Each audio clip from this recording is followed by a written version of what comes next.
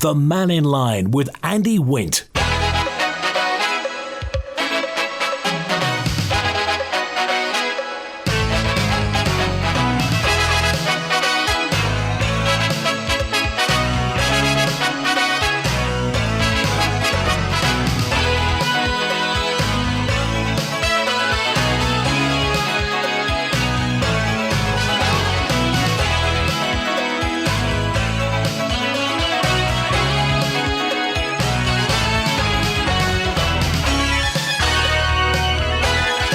Pastor Mike, good afternoon. Welcome to Mannin Line on Manx Radio.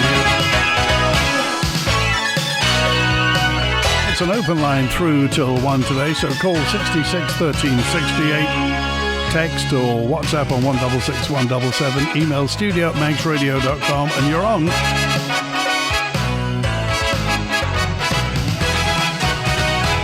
We all like to eat, don't we? Everybody likes to eat, but I just wonder what your reaction is to the MNFU, the Manx National Farmers Union. They've highlighted that only, of all the food that's eaten on the Isle of Man, only 6% is produced on the Isle of Man. Now, I'd like to let that sink in. So, only 6% of the food that's eaten on the Isle of Man is produced on the Isle of Man.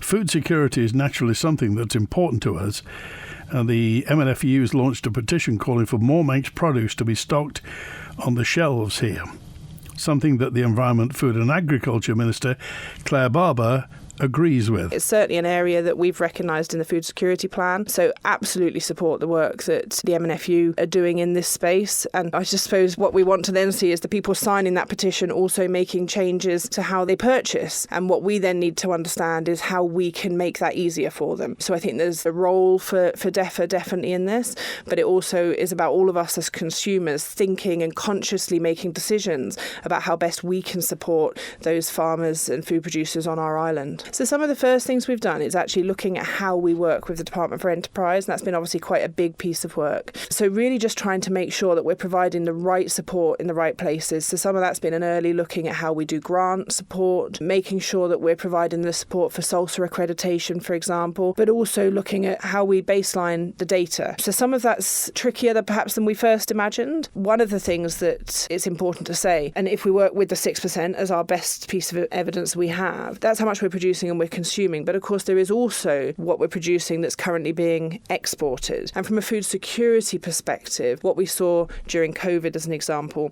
is we were able to divert some of that back to the island to give ourselves greater confidence during a specific period. And has government ever considered introducing legislation for UK companies operating on the Isle of Man to make sure that they are stocking Manx products? So that is something we've looked at, and something that certainly we haven't taken off the table. We would far rather work with those companies to look at how we can support them to get more Manx produce into their stores. And I think one of the nervousnesses that I had when we started to look at this very early on was if we were to put a percentage at the minute, I'm not sure that we could fulfil it. That's not to say it's off the table. That's to say that we're aware that there's a possibility we may need to look at something like that, but that's not our first choice. Claire Barber, MHK, DEFA Minister. I just wonder what your thoughts are regarding this. Now, once upon a time, the Isle of Man could fall back on spuds and herring. Now, well, we don't have many farmers that grow spuds anymore. As for herring, well, so if anything went wrong, what would we do if things went wrong? Now, obviously, everything is brought in by the boats. Everything comes in. So if anything went wrong with the boats, and you know what happens when the boats don't go for 2 or 3 days. We've lost Ramsay Bakery. We've lost the supermarket chain that used to stock most Manx produce, ShopRite. The government missed the boat in imposing any regulations on the monopoly that's now Tesco's, really. Obviously, we have the Co-op. We have the breweries supermarket, Spar. But if you were setting up a food business on the Isle of Man, where would you go to get it stocked, apart from selling the darn stuff yourself or delivering door to door? Thank the Lord we have the creamery, the biggest volume producer of food products on the Isle of Man, I would guess. But it's a genuine question. If things went base about apex, what would we do? We could grow our own mushrooms, but what else? Here's Julian now. Hi, Julian. Hi, Andy. It's a beautiful day out there, isn't it? Very nice. Yeah, good for growing things. The headline today on Manx Radio, government urgently needs to make Manx food production more competitive. There's a few thoughts on this. As the Isle of Man government is so concerned about emissions and the environment, along with fair trade, how about a local tax applied to foods based on the environmental impacts of their global supply chains? I was only thinking about this because I bought some little potatoes at the weekend, the little tiny potatoes coming from here, there, and everywhere, and it struck me, spuds grow. You can grow spuds everywhere on the Isle of Man, and as you say, taxing. Food. The Green Lobby used to go absolutely, excited about food miles, and that seems to have just, if pardon the pun, but gone off the table. Well, yeah. The example I've mentioned this before on the programme. If you look at Tesco sea bass, the only thing they offer is, if you look on the back, grown in Turkey. So that's about 2,600 road and sea miles away in the Aegean Sea. And not only is this heavy on diesel, you can imagine, a local fish would reduce diesel usage by over 90%, but farmed fish requires the use of antifungal, anti-parasite and antibiotic medications, and some of those that are used in Turkey are illegal under EU and UK law, but as Turkey isn't in the EU or the UK, they're exempt from these. So they use them. Also, all long-distance foods of this type require high-specification plastic packaging to resist the thousands of miles of travel, because you've got things like cold chain handling, and then they're handled at distribution centres. You've got several days on supermarket shelves. And you'll know very well that these packages include things like thick plastic trays with foil sealing so that they're leak-proof and temperature-resistant, and they can withstand things like haulage, vibration and shock if they're dropped. And you're not forgetting as well the environmental cost burden of disposal of all this packaging. And the Isle of Man doesn't have these issues. I think it was Stuart Mead said that packaging is not allowed on the Isle of Man, more or less. So the local produce is basically direct to shelf and sold within 48 hours. Yeah, I just wonder where the Green Lobby is in this. Why isn't the Green Lobby absolutely jumping up and down and demand? They normally demand things, so why aren't they demanding that this sort of stuff should absolutely stop? And as you quite rightly say, anybody outside the EU and farmed fish is absolutely chock full of, there were mites and everything that go around these things that are grown in big pens. So, and we as customers, we never asked for plastic. We were perfectly happy with greaseproof paper and paper. Plastic has been foisted on the public by the food industry. They're the ones that have done this, and we're the ones that get berated for using plastic. We never asked for it. Well, that's right. And it's kind of topical at the moment because people have been talking negatively about the Trump administration applying tariffs. But if you actually look at countries like Turkey, they have import tariffs against our produce that amount up to about 25%, which is extremely unfair. So if the Isle of Man evened up the tariffs through some sort of reciprocal fair trade policy, where it's fair to us in the same way that they're doing, and then we exerted an environmental supply chain tariff against long-haul food items that we can grow or catch, Manx produce would instantly become more attractive. Another thing, the steam packet is 5 times more expensive for freight costs than the average in the UK. So that's something that is within the control of government to either subsidise or, just get a realistic handle on it. The fact that we've lost chicken production on the island for over 10 years, how hard is that to restart? If necessity is the mother of invention, isn't it? And And we also follow most of what the UK says. So the UK, despite the fact that since 1984 was the peak self-sufficiency on the Isle of Man at about 82%, and they're down at 62% now. However, if you actually look at what the UK produces, they have a self-sufficiency index. So beef and veal, they're still 85% self-sufficient in the UK. Milk is actually at a surplus, so they're 105%. Mutton and lamb, 99% self-sufficient in the UK at the moment.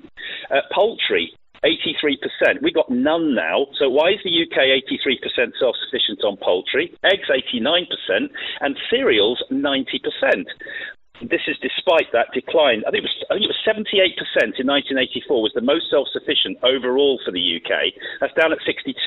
But most of the stuff that they're actually growing here, and where are we now? 6%.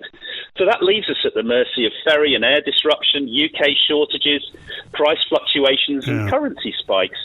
So if the Isle of Man government is really serious about the environment, we can start penalising long-distance plastic packaged foods that we could otherwise be producing here. And by the way, I'm going to be a bit controversial. Can we please, with the reckless immigration policies that the UK is showing at the moment, maybe now is a good time to reconsider the common travel area and see whether we should actually get a handle on that. Because as we've been talking about, people can come and go on the boat with completely, if they haven't got luggage with them, they can come and go under Mickey Mouse in their name. So maybe we need to get a handle on a couple of things like that. But as far as food security is concerned here, even if we just did a reciprocal tariff against the countries that won't let us go in with our stuff without shoving at least 25% on us, that would immediately make things easier for us. So I don't see why the DEFRA minister can't actually, try and engage with that idea. Okay. All right. Appreciate it. Thanks for calling today. Thanks, Andy. Cheers. 18 minutes past 12. Vivian is on Mannin Line now. Hi, Vivian. Hello, Andy. Last week after the Southern Show, they were on. There was no local butchers there selling anything. Do you remember that? Yes, I heard that, yeah. Right. So it's usually Tia the Butchers in Ramsey that do it at the shows. So, of course, I went in, I deal in there, and I said, why weren't you at the show? Because DEFRA wouldn't help us. So there's the answer. When they said DEFRA wouldn't help them, what did they want? Well, I gather they must support them and help get the marquee ready and provide all sorts of things. But they weren't prepared to help anybody do anything. So that's why you didn't have a butcher at the Southern Show, and you won't have one at the Manx neither. Right, okay. All right. So that doesn't help. My other comment is they're talking about the price of food. I know of young people that can't afford to buy Manx food, meat and things like that. And this is genuine, because of the cost of it. Now, somewhere, somebody's got to do something about this. There's a young man in Ramsey that puts a veg shop on the quay every weekend. He grows his own and he buys what he can locally, and it's all there. But he has to charge a price for it to make a living. And this is what... But DEFRA doesn't help any of these people produce these things or support them. DEFRA are only looking for their own money. Well, you would have thought that they would help support. I mean, it's surely in their interest, isn't it? No, it's work. And come on, they don't like work. None of our government do. I'm sure they disagree. They might disagree, but it's true, this. This is talking to people and seeing what's going on. Well, it's not good enough. Well, the thing is, we can't... only producing 6% of the food that we eat. I mean, if anything goes wrong with it, Vivian, we're up the creek without a paddle. I know that. But there again, we do produce more food than that, but that's only what government know about. There's lots of little country shops selling a lot of local produce that nobody knows anything about. And it's far better than what you buy in the supermarkets. Oh, well, that's without doubt. Okay, thanks, Vivian. Thank you. Bye. Good to hear from you. And David joins us on Mannin Line now. Hi, David. Hi, Randy, and it's great to hear Vivian there. We do miss you, Vivian, and we'll be meeting tonight, and I mention that you're still very active. That's good. But, Andy, what I was coming on for was a couple of things. Is to thank Rob Collister as well, because I don't think your newsrooms had an answer back from Orchid commissioners regarding why we're not meeting the politicians anymore. And I'd love to find out, because I was one, people have been asking me which way did I vote. Well, it was in the public domain, so I can tell you that. I voted to meet the politicians, and that's including the ones that's in Garth, that's Daphne Kane and Andrew Smith as well, because in my opinion, and it's only my opinion as such, if we don't find out what's going on in government, we don't know what's going to go on in local government. And when we need each other, we need to talk to one another and have a plan to move things forward. And that's why I come on all the time. And quickly, I'm going to go over to the one that I've seen the news article on from Manx Radio there now, is up at the Russian mines, where they're going to dump the contaminants from Peel that's in a settling ponds out at Patrick there.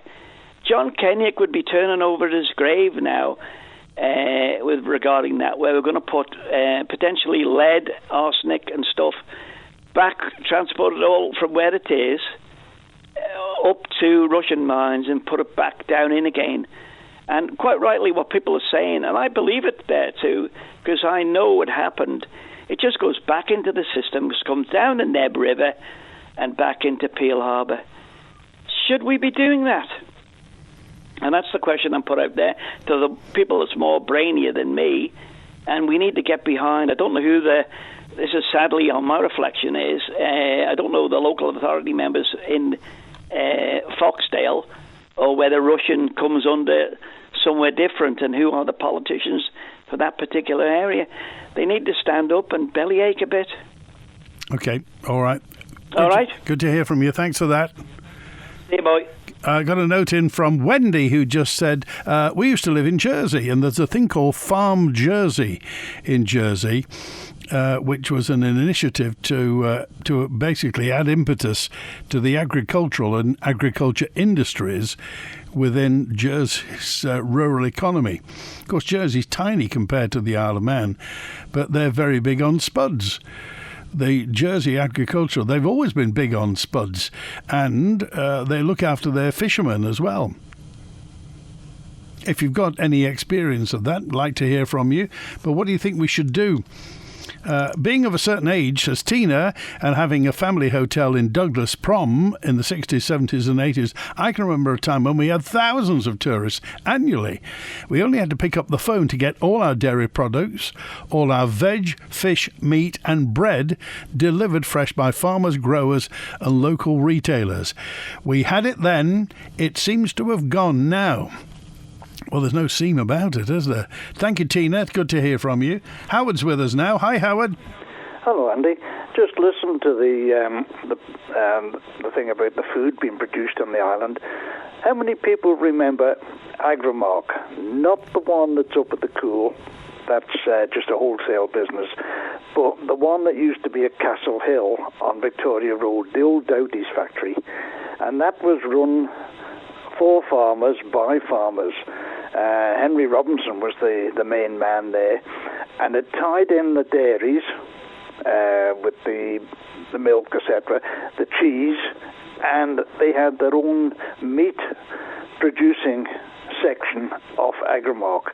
And they used to have farmers all over the island, the likes of Pat Neen down at Colby, Craigie Quill. He was producing winter vegetables, cabbage, all that type of thing, the brassicas, sprouts, etc. And they would come into Agrimark on a daily basis fresh and go back out to what we had a multitude of small shops I think his name was Brew. He used to be up at Kirkmichael. He used to grow the root vegetables because of the sandy soil up there. And one we've still got left now, Alison's up there at Andreas Way with the spuds. But the butcher's area used to produce all their meats, the bacons, all the black puddings and various cuts of meat. They used to do their own salting of the bacon, etc., but that all disappeared, and it was taken over by an English company and became what we still know as Agrimark, but they are quite literally wholesale UK-produced items. They do have a few bits of Manx stuff, but this is what the problem has been, that the regulations and large companies moving into the island. And unfortunately, and we all praise ShopRite, ShopRite were one of the very first to have the stores all over the island and bringing in cheap UK goods.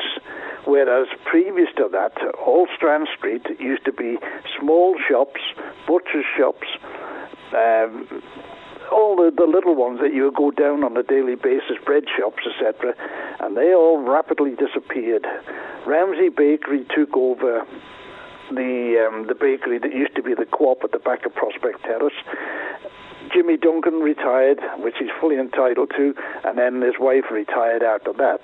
But again, the supermarkets are bringing in UK and European and from all over the world food because people wanted cheaper food. And this is what's happened to the island now. But one thing I've noticed driving around, it might be me being bigoted, I don't know, but there doesn't seem to be a lot of arable land now.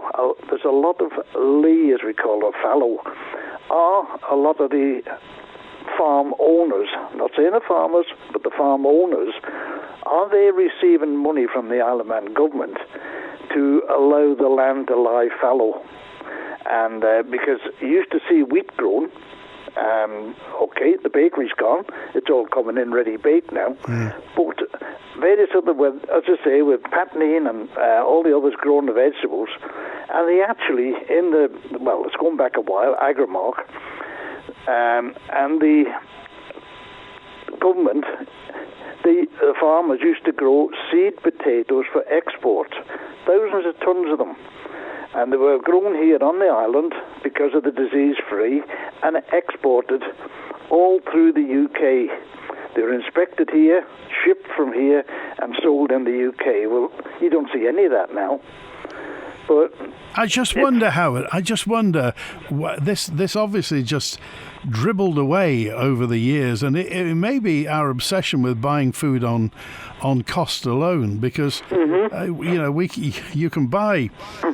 You can buy a frozen pizza for a couple of quid nowadays. Yeah. I'm not saying it's brilliant quality. I'm not saying nutritionally there's much in it, but you can buy very cheap food. I just wonder, whereas, but people are sending me details about what happens in Jersey. And now in Jersey, they've obviously got the Jersey cattle, a very, proud breed, the Jersey Royal Potato, but they also grow vegetables and fruit. They do all sorts of things that we could do. We could grow vegetables.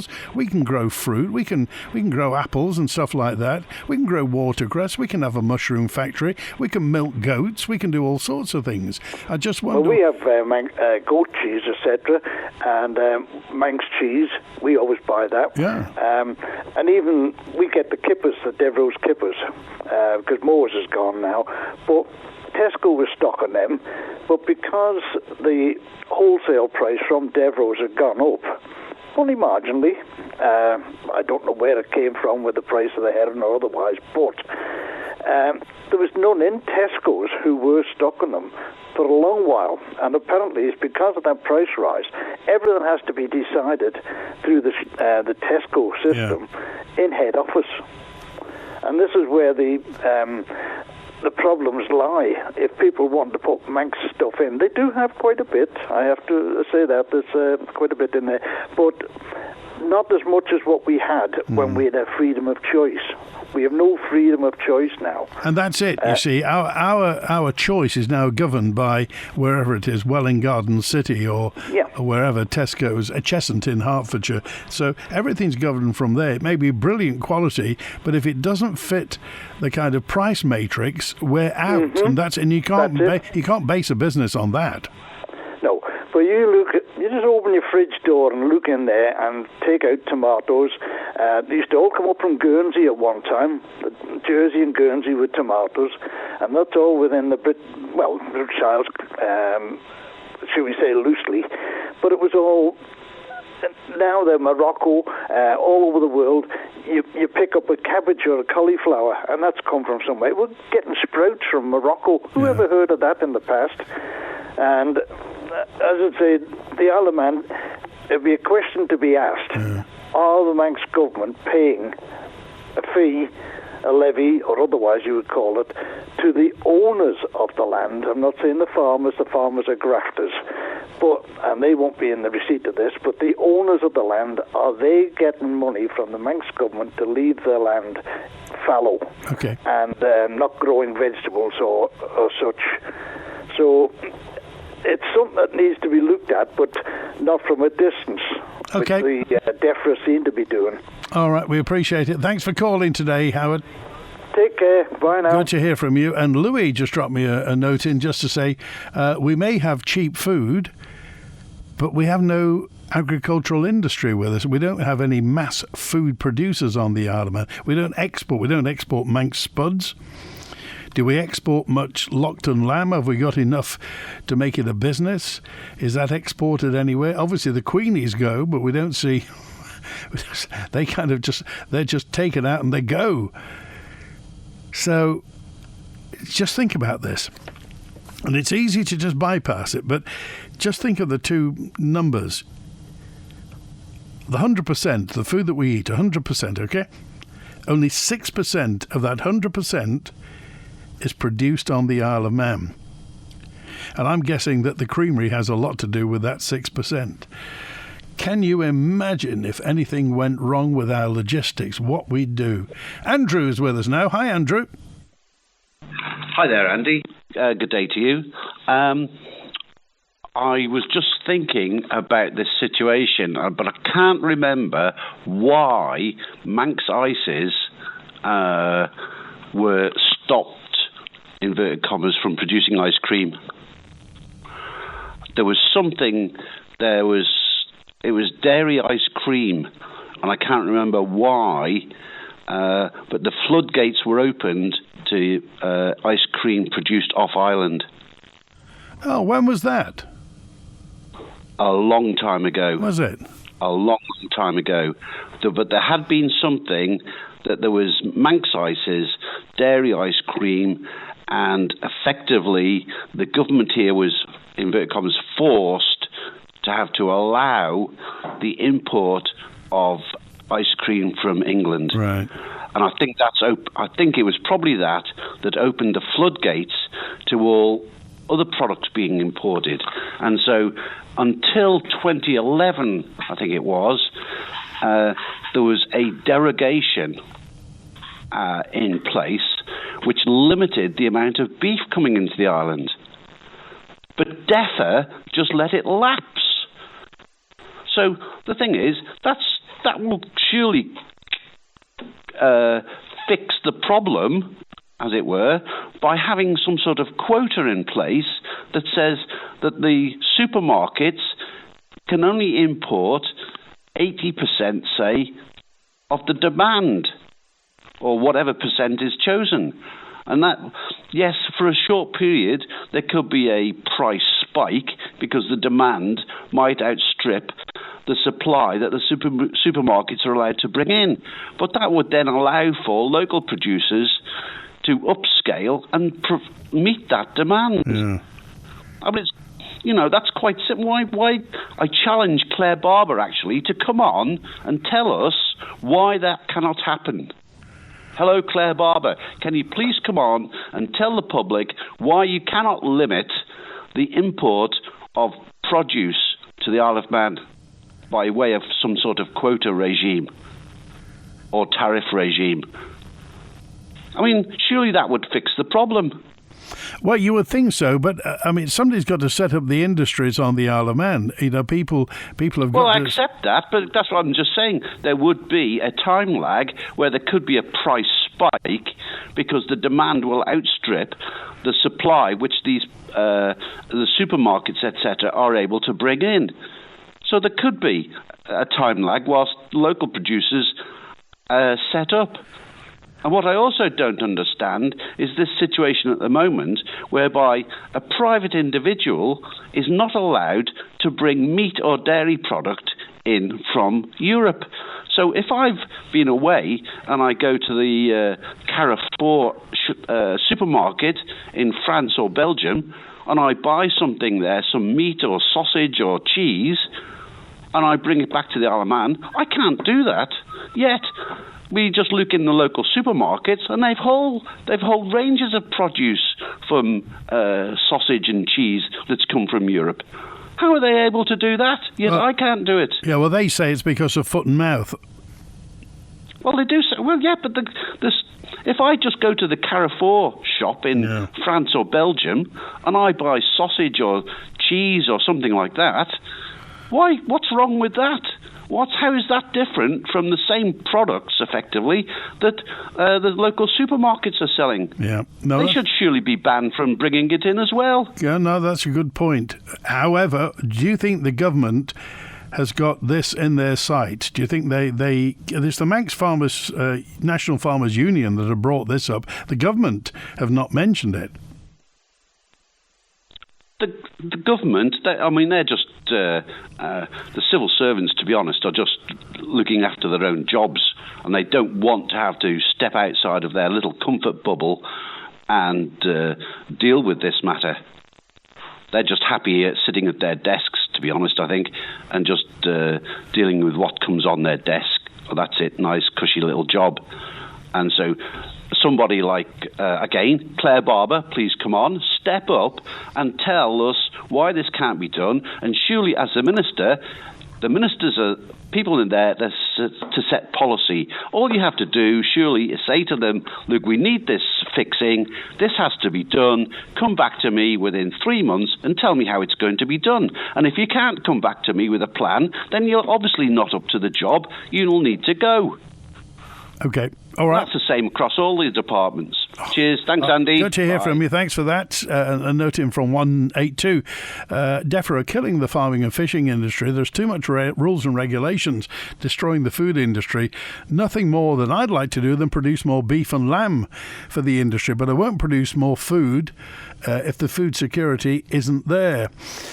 Isle of Man farmers now receive government grants for cutting hedges and keeping the land tidy rather than food and meat production. There's more nuance to it than that, but basically that sort of stuff does happen. There is a countryside kind of maintenance payment, 225 that was.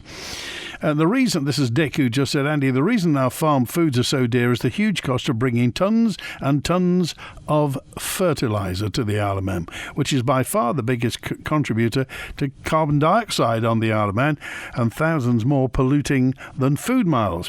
Virtually every farm field on the Isle of Man is covered in fertiliser, colossally expensive. But it's hard to ignore fertiliser is made via a chemical process with oxides, which is 200 times more polluting to the atmosphere than carbon dioxide. It's a massive global industry and won't be replaced.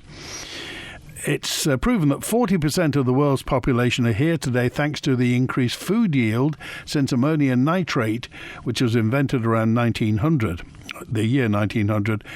There's no worse product for climate change than fertiliser. Nobody mentions this. Well, you've mentioned it, Dick. And if the government reduced ferry price of fertiliser, Manx farmers will be able to compete, which will be far better. But obviously fertiliser. What about the natural stuff? And what about the seaweed? Is that used at all? Because the natural stuff is kind of free, isn't it? And the seaweed's free. It just needs to be hauled away. It's Frank with us now. Hi, Frank. Hi, how are you? Very well, thanks. So yesterday, during your program, there was a lady called Diane phoning in, very upset about hordes of pensioners storming Isle of Man beaches in their dinghies. Yeah. And towards the end of her phone-in, she said, if any of your listeners know more about it, to phone in. So here I am to reassure poor Diane, if she's listening, that it was me who created that video. And you were absolutely right. It is, of course, almost 100% AI created. It was a skit, a spoof, and a bit of fun, which has accumulated, I think, close to 400,000 views now. So I can assure Diane there are no pensioners storming Isle of Man beaches in dinghies. Even ones from Bolton? Well, see, the thing is, they're not coming in dinghies, but part of my content creation, if you look for my YouTube channel, I do a lot of guides for the Isle of Man, if you want to move here, what it's like, the good, the bad things, the bits the government websites don't tell you. So I get a lot of people contacting me, can you help us? And I help them as a hobby. I don't earn anything with it. If someone has questions or so, because I moved around the world and I appreciate, if someone local helps you. And you wouldn't believe how many queries I'm now getting and others that I know are getting, and how many people really are wanting to escape, not just pensioners, but everyone, companies, individuals, families, are literally trying to escape the UK to the Isle of Man. They're not coming in dinghies, they're using the plane with the steam packet, but there is some truth to that video. We are, a escape plan for many UK residents. My word. And you say, you've heard about, where did you hear that people are wanting to come here? Well, I put my details in all my videos and say, if you have any questions, this is my email, this is my phone number, and my inbox, especially since this video came out, which obviously a lot of people in the UK watched, that's blowing up. My WhatsApp is like a waterfall now. But I know a few other people who help with relocations over here, and I do know, so I work for a CSP locally as well, and I do know that people basically moving here is a big economic driver actually at the moment. It's becoming more and more, which, is great for the Isle of Man. But of course, some people will say we need to be very careful with immigration. How long did it take you to put that video together, Frank? About 2-3 hours. That's all you need these days. It is so easy to do with AI. It is scary. There's a lesson in there, that you can create something in your bedroom for very little cost.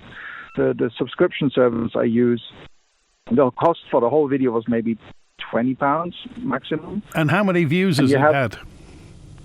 Now it's at 380,000 on YouTube, plus another 200-something thousand on Facebook. So it's exploded. Wow. And you don't take people who think it's real. You don't take commercials on your YouTube channel. Not really. Some of the content is monetized, but it's still only a hobby. It doesn't really pay for much. Okay. And there is actually a little disclaimer that says at the beginning, so you have to declare if your video has AI content. And there's a tiny little disclaimer, which is very easy to miss, that says it contains altered content. But, if you don't look closely, it's only there for a few seconds and it's small.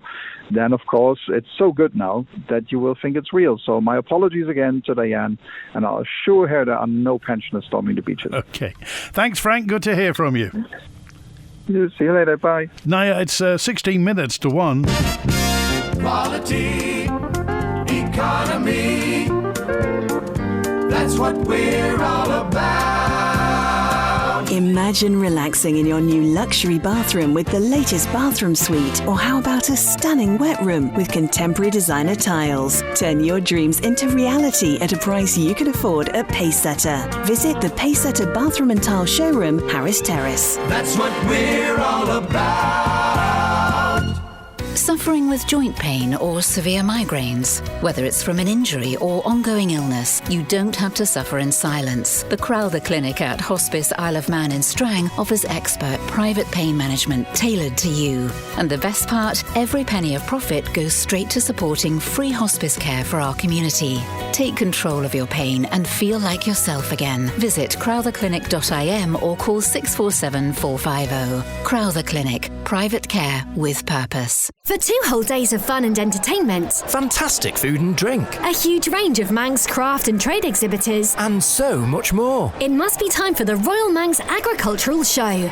On Friday the 8th and Saturday the 9th of August at Knockalo Farm Patrick, come and celebrate the very best of Manx tradition, community and countryside. Amazing equine stunts, young farmers tug of war, plus the DEFA Manx Produce Marquee, showcasing the best of Manx food and drink. The Royal Manx Agricultural Show. Visit royalmanx.com or find us on Facebook for more information and to buy your tickets. Thank you to our gold sponsor, Conister Bank. Supported by IFGL and your nation station, Manx Radio. The Mannin Line with Andy Wint. And Bonzo's with us now. Hi, Bonzo.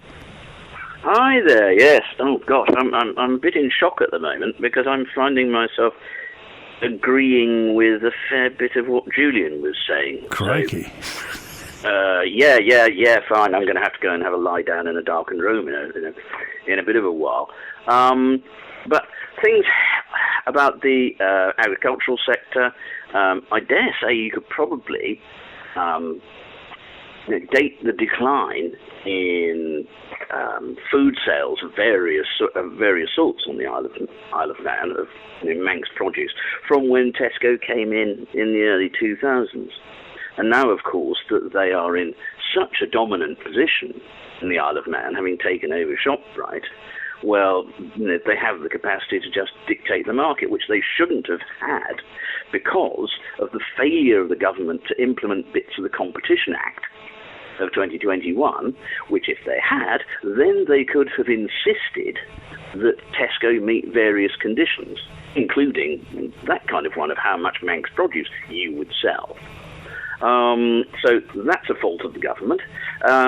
Secondly, fault of the government, DEFA, in their lack of promotion of Manx farms, indeed a general lack of encouragement, but also when coming back to Andrew about tariffs and things and levies and stuff, tariffs and levies are a matter for Treasury, and the first thing Treasury would say is, the UK won't wear that, so that's a complete non-starter. And then to go, but Jersey and Guernsey do it. Yes, but Jersey and Guernsey aren't part of the UK tax regime. They're totally independent on that. We, of course, with our particular constitutional relationship with the UK, we share the duties and VAT and such like. So the idea of being able to put levies and tariffs on that is, that's not going to work. How we can sort of move on this? Well, I think we have to obviously think about subsidising things. And, subsidies cost money. And that's just a bullet that's going to have to be bitten. But then we come to how much tax do we take and how much money can we spare. But at the moment, we have an agricultural sector that, agriculture and sort of food product sector that can't possibly compete with somebody like Tesco, have huge buying power and virtually dictate to anyone who supplies them what it will cost them, which isn't something that obviously Manx producers can do.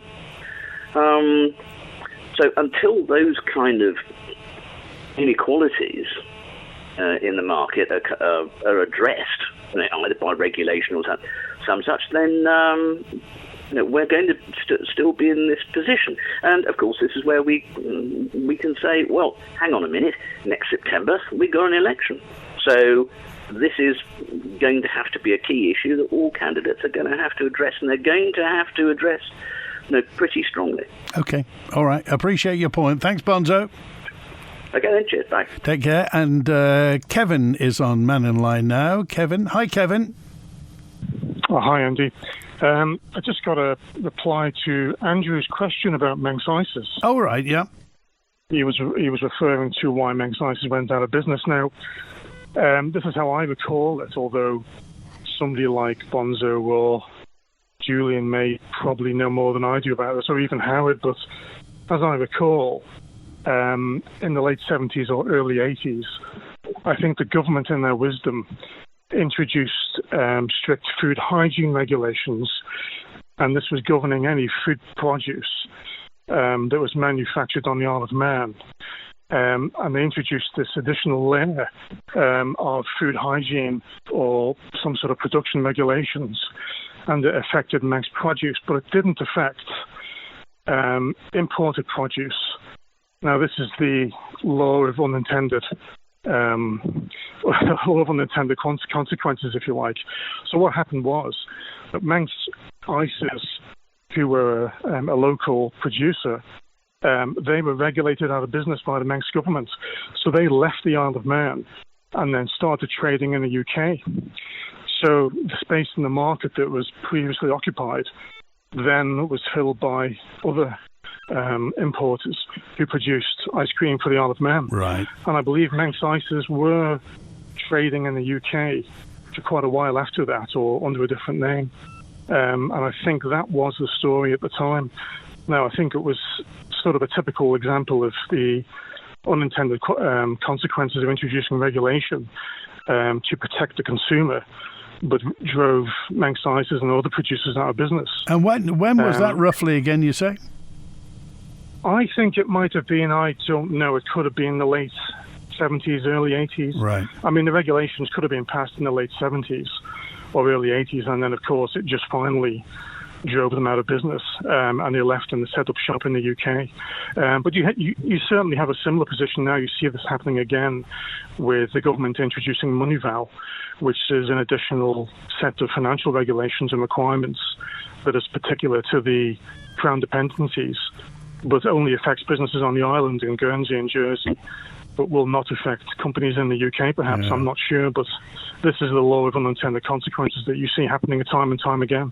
And I know that, food producers and manufacturers, it is very difficult trading to comply with these things. And as I say, I could have that slightly wrong. Another Howard may remember better than I do, but that was the reason why Manx Ices left the island. Okay, I appreciate it, Kevin. Okay, thanks for calling today. Andy. Good to hear from you. Thanks for that. If you remember Manx Ices, can you tell me what was your favourite flavour, I wonder? When couples decide to part, there's a lot to deal with. There's the matter of the children, the matter of your property, the matter of pensions. You need to consider the matter of existing wills, and perhaps the matter of a business. And because you matter, Man Benham Advocates are here for you when it comes to divorce and family matters. For help and advice and a free initial consultation, call Man Benham on 639 350. Man Benham, here for you.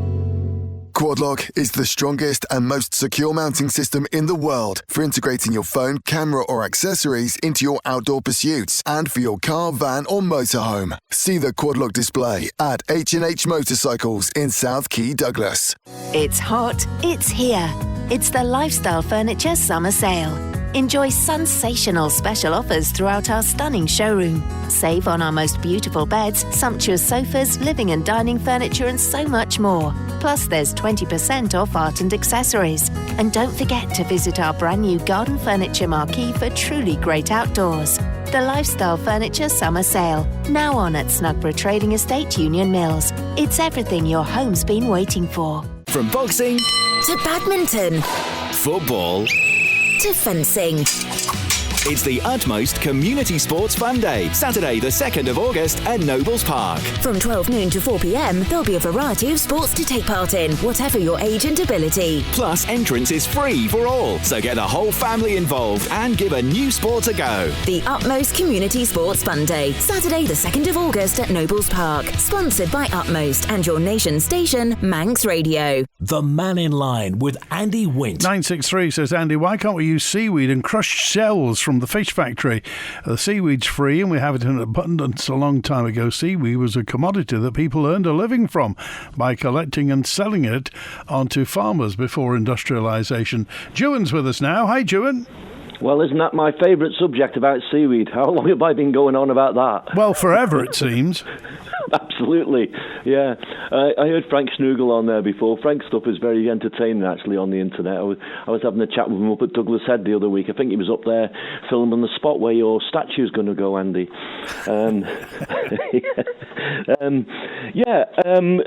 You look at what's happening with DEFRA, and I've questioned Claire Barber twice on this programme now about things, and there doesn't seem to be a dedicated will to actually help with the bureaucracy which the farmers have to put up with.